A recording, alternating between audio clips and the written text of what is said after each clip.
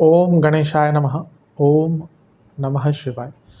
मैं निखिल ज्योतिष आचार्य आप सभी का मेरे चैनल पर पुनः स्वागत करता हूं। आशा करता हूं कि आप सभी स्वस्थ होंगे। महादेव की कृपा आप सभी पर सदैव बनी रहे। ये वीडियो धनु यानी कि सजिटेरियस के लिए बहुत विशेष है, क्योंकि यह वीडियो है 16 जून से 22 जून 2025 के साप्ताहिक राशिफल के बारे में। कैसा रहेगा आने वाला सप्ताह धनु के लिए। जो मेरा साप्ताहिक राशिफल होता है वो प्रमुखतः चंद्रमा और उनकी गति पर आधारित होता है। चंद्रमा एक ऐसे विशेष ग्रह हैं जो बहुत तेज़ गति से भागते हैं और करीबन 2.25 से 2.5 दिन में अपनी राशि बदल लेते हैं। तो स्वाभाविक है कि पूरा हफ्ता जो कि 7 दिन का होता है उसमें चंद्रमा कई बार राशि बदलेंगे। मन के कारक हैं और उनकी विशेषता ये भी होती है जिस भी भाव में जाते हैं उसको बहुत एक्टिवेट कर देते हैं। इसीलिए डे टू डे एक्टिविटीज़ पर उनका इम्पैक्ट बहुत होता है और इसलिए साप्ताहिक राशिफल की विशेषता बहुत होती है। क्या प्रभाव रहेगा आने वाले सप्ताह में ग्रहों का हमारे ऊपर, इसको समझने के लिए, जानने के लिए, पहचानने के लिए क्या अच्छा हो सकता है, क्या बुरा हो सकता है, कि वीकली हॉरोस्कोप या साप्ताहिक राशिफल इम्पॉर्टेंट होता है। यदि आपकी लग्न राशि या चंद्र राशि धनु है, दोनों ही गाइडेंस के लिए इस राशिफल को देख सकते हैं। जहाँ से सूट करता है, लेट करता है ज़्यादा, वहाँ से देखिए।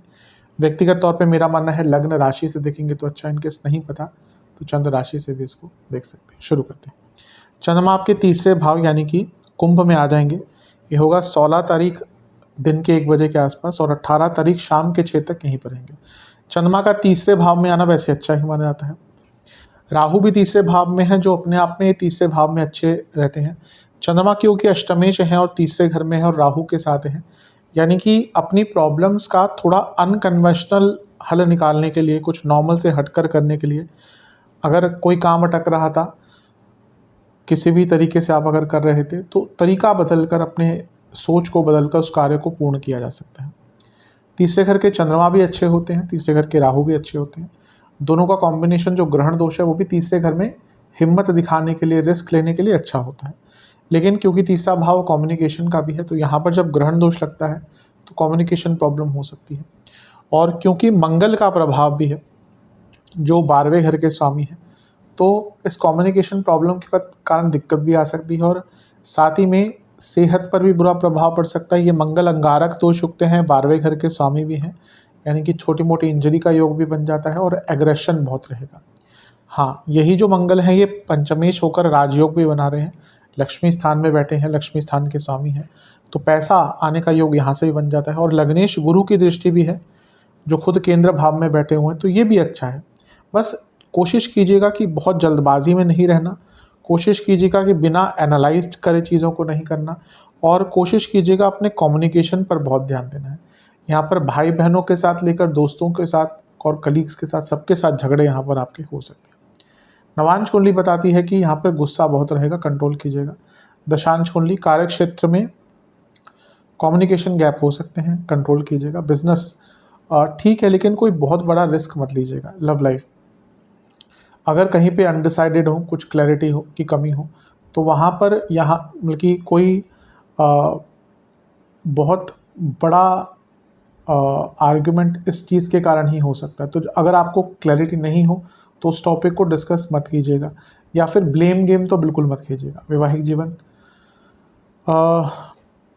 अंडरस्टैंडिंग में बहुत दिक्कत दिख रही है, इस पर काम कीजिए। स्टूडेंट्स की जहाँ तक बात है, आप पहले अपने अटके हुए कार्यों को पूर्ण कर लीजिए। ऐसा लग रहा है कि अटके कार्य कर नहीं रहे, पूरे आगे बढ़ते जाते हैं, इसलिए चीज़ें बहुत टैंगल्ड अप होती जा रही है, बहुत कॉम्प्लिकेटेड होती जा रही हैं। सेहत के हिसाब से गले के रोग, एसिडिटी और थायराइड संबंधित दिक्कत तंग कर सकती है। सर्वाष्टक में आपका पंचम भाव अत्यंत बली है, ये बता रहा है कि ओवर थिंकिंग थोड़ी सी ज़्यादा हो सकती है। 18 तारीख शाम के 6 बजे के आसपास चंद्रमा आपके 10वें भाव में आ जाएंगे, यानी कि मीन में, और 20 तारीख सुबह के 10 तक यहीं पर रहेंगे। चंद्रमा का 10वें भाव में आना, चौथे भाव में आना, 10वें नहीं चौथे भाव में आएंगे। चंद्रमा का चौथे भाव में आना एक प्रकार से मिश्रित माना जाता है। वो आपके अष्टम भाव के स्वामी हैं और चौथे भाव में आ रहे हैं। चौथे भाव के चंद्रमा अपने आप में कारको भावनाशय दोष लगाते हैं, ऊपर से यहाँ पर शनि के साथ भी बैठ गए तो विष दोष भी बन गया। अब अच्छी चीज़ क्या है कि चंद्रमा अष्टमेश है और शनि धनेश है, तो दोनों का मिलन साथ में अचानक से धन की प्राप्ति लाता है। चंद्रमा अष्टमेश है, चौथे घर में बैठे हैं, शनि के साथ बैठे हैं जो चौथे से 12वें घर के स्वामी, चौथे से लाभ के स्वामी हैं। यानी कि एंसेस्ट्रल प्रॉपर्टी का वाद विवाद सुलझाने के लिए, या बेचना चाहते हैं एंसेस्ट्रल प्रॉपर्टी, उसके लिए भी बहुत अच्छा योग है। गुरु से भी केंद्र में है तो गजकेसरी योग बन गया, ये भी अच्छा है। लेकिन मंगल की दृष्टि अभी भी है, और मंगल वही 12वें घर के स्वामी, और शनि और मंगल का प्रभाव चंद्रमा पर, ऊपर से विष दोष और ऊपर से कारको भावनाशय दोष, मानसिक स्वरूप से इमोशनल लेवल पर बहुत कष्टकारी टाइम जाएगा। यहाँ पे एग्रेशन भी रहेगा, घर वालों से झगड़े बहुत हो सकते हैं, ऑफिस में झगड़े बहुत हो सकते हैं, और एक वर्क लाइफ बैलेंस जो होता है वो बहुत डिस्टर्ब रहेगा। तो जितना हो सके अपने ऊपर संयम रखिएगा। पैसों के लिए अच्छा है, इवन करियर में, जीवन में आगे बढ़ने के मौके भी मिलेंगे।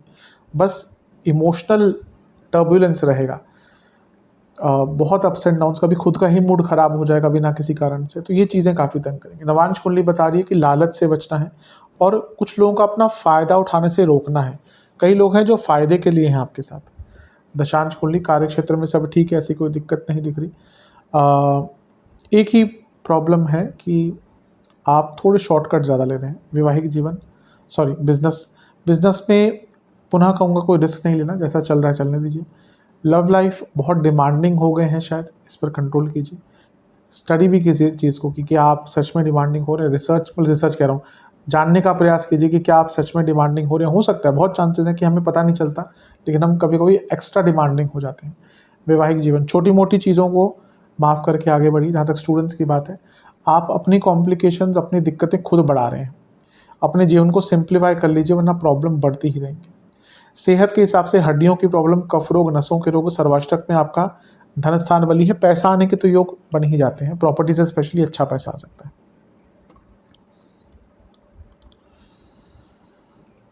20 तारीख शाम के 10 बजे के आसपास चंद्रमा पंचम भाव में आ जाएंगे, यानी कि मेष में, और सप्ताह के अंत तक यहीं पड़ेंगे। चंद्रमा का पंचम भाव में आना अच्छा ही होता है। अष्टमेश है, पंचम भाव में आ गए और यहाँ से लाभ स्थान को देख, ये पूरा हफ्ता अचानक से धन प्राप्ति के लिए ऑलमोस्ट पूरा ही हफ्ता अच्छा है। कई रुके हुए पैसे, कई अटके हुए पैसे, रुका हुआ धन, रुके हुए काम, धन से संबंधित काम जो अटक रहे थे, धन बढ़ाने की जो कोशिशें नाकाम हो रही थी, उन सब में अच्छा है। यहाँ पे शुक्र के साथ उनकी युति हो गई। अब देखिए, शुक्र लाभेश है, चंद्रमा अष्टमेश है, लक्ष्मी स्थान में बैठकर देख रहे हैं, तो ये अपने आप में अंकित करता है कि लाभ के नए मौके। और चंद्रमा शुक्र तो अपने आप में महालक्ष्मी योग है, और पंचम में लक्ष्मी स्थान में उनका बनना, यानी कि पैसा भी आएगा, पैसे कमाने के आइडियाज़ भी आएंगे, दिमाग भी बहुत शार्प रहेगा। केतु का प्रभाव भी है, तो पुरानी दिक्कतों से निकलने का मौका मिलेगा। कोई ऋण है छोटा मोटा, उसको चुकाने का अवसर प्राप्त होगा। तो हफ्ते का अंतिम भाग बहुत अच्छा है, बस पंचम में शुक्र के साथ हैं। बहुत ज़्यादा ओवर ऑप्टिमिस्टिक और बहुत ज़्यादा ओवर थिंकिंग मत कीजिएगा। नवांश कुंडली कहती है कि अपने जीवन में थोड़ा सा मेथोडिकल बन जाइए, ये समय उसको करने के लिए अच्छा है। दशांश कुंडली, कार्य क्षेत्र में कुछ टॉक्सिक लोग हैं आपके आसपास, उनसे बचिए। बिजनेस की जहाँ तक बात है, आप बहुत छोटी छोटी मिस्टेक्स करें जो अभी शायद बड़ी ना लगे, आगे चलकर यही दिक्कतें देंगी। लव लाइफ, कोई आर्ग्यूमेंट चल रहा था, कोई बात अटक रही थी, बंद करके आगे बढ़िए। वैवाहिक जीवन, आप थोड़ा सा ये ध्यान दीजिए कि कहीं बाहरी तत्वों का बहुत ज़्यादा इन्वॉल्वमेंट तो नहीं हो गया आपकी शादी जीवन में। अगर ऐसा हो रहा है तो प्रॉब्लम बढ़ेंगी। जहाँ तक स्टूडेंट्स की बात है, सब ठीक है, ऐसी कोई दिक्कत नहीं दिख रही। बस एक ही परेशानी है कि चीज़ें बहुत कॉम्प्लिकेट आप खुद कर रहे हैं, जो मैंने पहले भी इस हफ्ते में कहा है। आप खुद ही बहुत सरलता से दूर जाते जा रहे हैं, और ये हफ्ता अपने जीवन को सरल करने का है। जो व्यक्ति सरल रहता है ना, चीज़ों को सरल रखता है, उसके